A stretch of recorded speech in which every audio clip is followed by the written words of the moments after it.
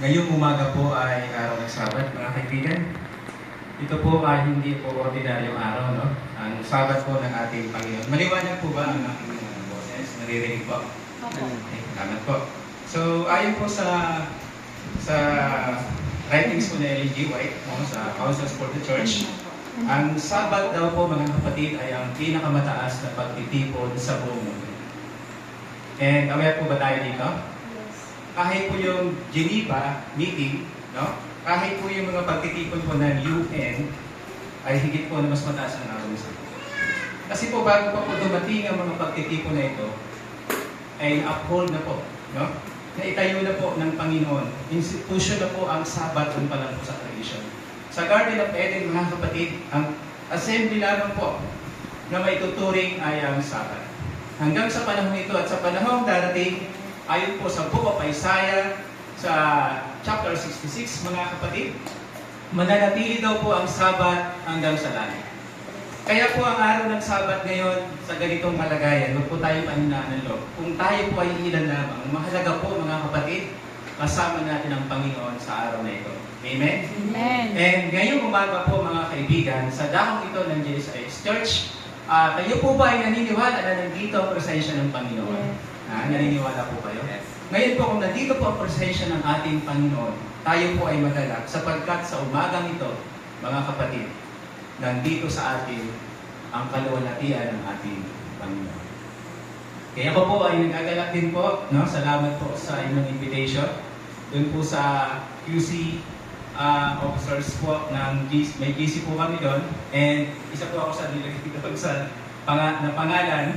So maraming pong salamat sa opportunity, mga kapatid, and pasensya na po kayo, hindi ako nakapag-prepare ng PowerPoint kasi last time, no, Ate Lucy, nung ako po yung nil-invite dito ay wala kayo nito, wala pang screen.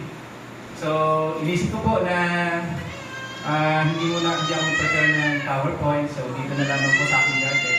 So, ito nga pa na pagdating ko po dito, ay napakaganda po ng inyong LED screen. And mas maganda pa po sa Project 8. Parang kalahati lang po ito ng Project 8, mga kapatid. No? So, ako rin po ay natutuwa sapagkat nakita ko po ang aking kuya Jenny. Siya po yung aking kuya sa pagdating po sa spiritual life. No? Kasi po, si Brother Jimmy po ay napakalawak na ng kanyang pong karanasan sa ating pong pananampalataya. So, yun po, no? Ako po ay natutuwa na maging kasama kayong lahat, no? Sa umagang ito ng araw ng Sabat. And nais ko rin pong extend yung celebration po ngayon ng Women's Emphasis po ngayon, and it now.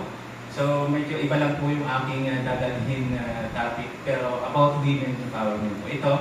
So, nais ko pong extend, kasi po yung project po ngayon ay meron po kaming program about women's, mga kapatid. So, dahil po women's empowerment ngayon, Emphasis Day, Sabat, no?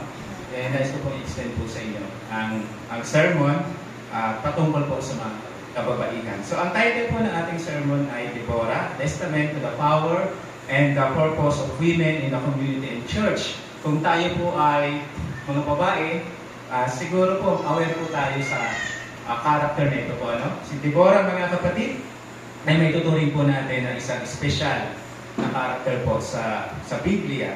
Ano po? And ngayong umaga po ay meron po tayong 4 lessons tungkol po sa women's empowerment.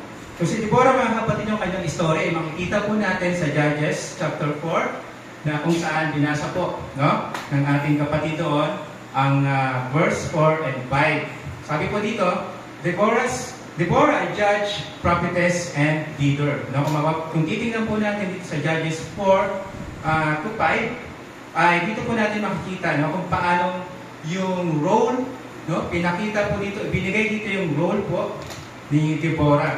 She was a judge and prophetess in Israel, a position that placed her in the highest level of leadership during a turbulent time. Nung panahon na yun, mga kapatid, no, sa Israel, wala pang hari. So, ang pinaka-pinuno po nila noon, ang pinaka-council po nila, when it comes to leadership, ay hindi po hari kundi judge. Judge po yung nilagay ng ating Panginoon. Kaya ang tawag po doon sa kanila, kila Samson, no? Kila, batong isa, si, nakalimutan ko yung isang character. Puro po judges po yan, sila Elod. So, judges po ang tawag, hindi king. No? Hindi pa uso yung king noon sa Israel. So, as a judge, she provided wisdom and guidance to the people of Israel. Dahil walang hari, so kailangan po mayroong maglilid. So, it so happened na isang babae po ang napili ng ating Panginoon. No? As a prophetess, she delivered God's word with authority. And as a leader, she inspired and mobilized an entire nation to victory against their oppressors. So during those turbulent times, nasa gera po ang bayan ng Israel, sila po ay sinakop, no? Sila po ay tangkang sakupin, invade, dito pong Kanaan, no? Sa kaharian, ang hari po doon ay si Jabin. Kung babalikan po natin yung story, mga kapatid, isang napakagandang kwento. So Deborah's life demonstrates that God's calling knows no gender. So kapag tayo po ay tinawag ng Panginoon, hindi po tinitingnan ng Diyos yung ating pong gender. Kung tayo po ay lalaki o babae, tinatawag ng Diyos sino man sa atin. Kaya nga po pagdating po sa tinatawag na church leadership, isang napakalaking issue, bakit daw po babae yung tinuturing ng propeta ng Seventh-day Adventist? Well, ito po ay isang, kung hahanapan po natin ng biblical evidence o support, ito po natin titingnan sa buhay po ni Deborah. Siya po ay isang babae, ano? And in a time when women were often overlooked, God raised her up to lead His people. Her example challenges us to recognize and embrace the gifts and callings of women in our communities and churches today. So napakahalaga po pala, no, ng role ng kababaihan, hindi lamang po sa ating mga tahanan, kundi rin po sa community. Diba? Number 2, significance of women in the community. Deborah's leadership extended beyond her role as a judge. She was also a mother in Israel. Mga kapatid. So, noong pong mga early 20s po, hindi pa po accepted, tama po, hindi pa accepted yung tinatawag na elder na babae sa church. Tama po ba mga kapatid? Hindi pinapayagan po ang kababaihan na mag-lead as elder sa church. Nangyayari na rin po yan sa amin sa distrito po ng Antipolo na noon po meron pong problema sa leadership. Wala pong makuhang elder ang church po, ng isang church po namin kapatid, no? So ang napili po nila, kuha po nilang elder is yung aming pong yung isang pianist po doon na babae, matanda na po siya, no? Edad na. Siya po yung ginawang head elder mga kapatid. Ito po ay naging issue sa distrito and sa area mga kapatid. Kasi hindi pa accepted talaga na mag-lead po yung kababaihan. Pero sa panahon natin ngayon, na kinakailangan mag-step up, yung mga babae ay talagang ating pong pinayagan na po, no, na mag-lead ang kababaihan as elder po sa church.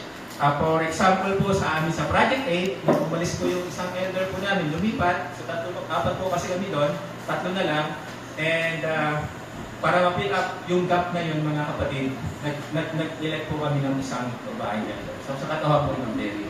So kami po mga kapatid ay may 3 lalaking elder at mayroong isang babae. So wala pong problema mga kapatid, no? Kahit po ang Biblia ay hindi po ay sinasang-ayunan po yung ganitong system, no?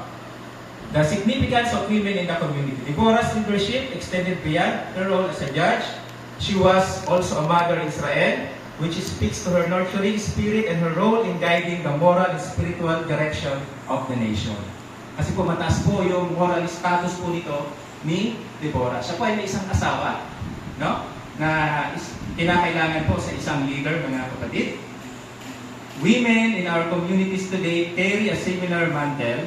They are often the backbone of social and moral structures, providing wisdom, care, and leadership in various capacities. So kung titingnan po natin yung world history, may mga chances din po na babae po ang nag-lead sa isang bansa. No? For example, sa Pakistan, babae yung nag-lead. Sa Philippines po, twice na rin na babae po yung nag-lead sa ating bansa. So, ibig sabihin, pagdating po sa calling, hindi po mahalaga ang gender, mga kapatid. No? Ang mahalaga po is yung character at higit sa lahat, siya po ay may takot sa ating Panginoon. Yung kanya pong wisdom ay nanggagaling po sa ating Panginoon. Number 3, the significance of women in the church. Deborah's role as a prophetess also highlights the vital importance of women in the spiritual life of the church. Throughout Scripture, we see women who played key roles in the spread of the gospel and building up the church. So yung mga babae, mga kapatid, sila din po ay malaki po ang contribution, malaki po yung kanilang part sa pagpapalagana po ng salita ng ating Panginoon. Sila po yung tuturo. No? Kadalasan, di ba, yung mga kababaihan, sila yung madalas na nagtuturo sa mga bata. Which is, yun po yung tinatawag na foundation of faith, no? Ng mga kabataan. So, malaki po yung part nila pagdating po sa spiritual life. From Mary, the mother of Jesus, to Priscilla, who taught alongside her husband Aquila, to Lydia, the first European convert, women have been crucial to the mission of the church. Mga kapatid, no, yung spread of gospel sa early Christians pa lamang ay malaki na po yung naging part ng kababaihan. Kung wala po yung kababaihan, mga kapatid, hindi po may spread yung gospel sa Europe, sa Asia at sa maraming bansa kung wala po yung bahagi nitong kababaihan, mga kapatid. Kaya po hindi po natin pwedeng i-discredit o maliitin yung kakayahan ng kababaihan sapagkat meron po silang ginampanan na mahalagang role sa kasaysayan po ng Christianity. Okay po, no? And number 4, last po, no? Empowering women for God's work. As we reflect on Deborah's legacy, we are called to empower the women in our lives to fulfill their God-given purposes. This means creating spaces in our communities and churches where women's voices are heard and their gifts are utilized. Kaya po meron tayong women's ministry sa church, meron din po tayong children's ministry na madalas po ang nag-lead po ay mga kababaihan, mga kapatid, no? Empowering women is not just a matter of justice, it is a matter of obedience to God. When we empower women, we align ourselves with God's will and open the door for His purposes to be accomplished more fully in our world. Kaya po mga kapatid, no, sa church ngayon, ay marami na po mga roles na ginagampanan ng kababaihan. Kasi po, ang Panginoon, ang ating Panginoon, mga kapatid, hindi siya tumitingin talaga sa gender. Tinitingnan ng Diyos ang kakayahan at ang puso natin ng mga believers, mga kapatid, no? Kaya po, hindi po issue sa atin kung bakit po yung ating propeta ay babae. Sa iba po, mga denomination, issue po sa kanila kung bakit daw babae. So ito po yung evidence, binigyan na po natin, ito po yung biblical support kung bakit po meron pong space, meron pong lugar ang kababaihan po when it comes to God's ministry. At hindi po matatapos ang gawain ng Diyos kung wala po yung kababaihan. So ayon po sa Biblia at ayon po sa ating kalagayan ngayon, ang tatapos po ng gawain ay ang mga kalalakihan, especially mga kababaihan. No? Sa tahanan po, mga kapatid, no? It takes men to build a nation, but it takes a woman to build a home. Di po ba? So ang tahanan po ay hindi sasabing isang tahanan kung wala po ang ilaw ng tahanan. Kami pong kalalakihan, mga kapatid, kami yung pillars, kami sasabi po natin kami yung haligi, pero ang ilaw po ng tahanan ay ang mga kababaihan. Yan po, no?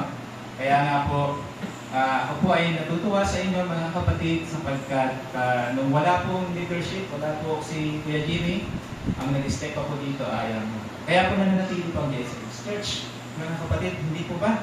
Kung hindi po nag-step up, yung kababaihan dito sa church, ay wala na po ang JSIS. Pero dahil po sa kababaihan, nananatili pa rin po ang JSIS Church na kung saan ito po ay tinawag ng Diyos upang tapusin ang kanila. Pagpalain po tayo.